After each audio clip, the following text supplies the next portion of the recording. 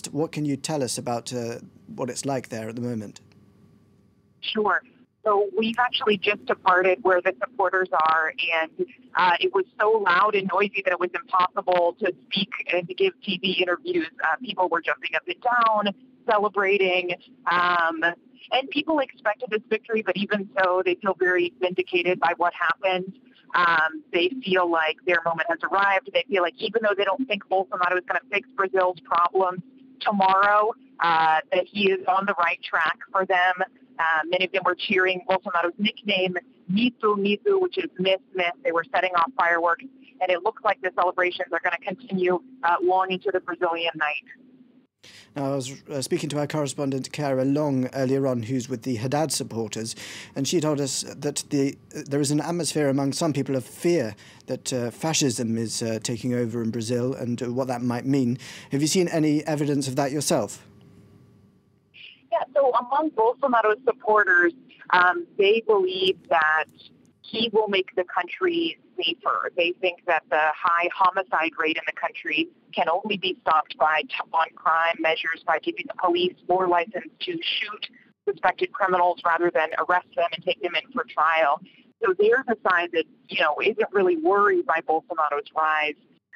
But it is an aggressive tone on their part, and even some sort of anti-media sentiment was really clear for us to see tonight, in which Bolsonaro has been really critical of the way the Brazilian press has treated him because he does make these really radical statements.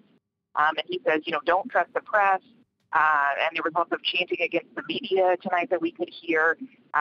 So, again, we were with the side that isn't worried about Bolsonaro coming to power. But if you think about their energy, it was definitely a high energy. And it seems like, given that in Sao Paulo, there were already clashes between demonstrators and police used tear gas and rubber bullets on the demonstrators, that we are in for higher tensions than we've seen in recent years in Brazil, even though those have already been high.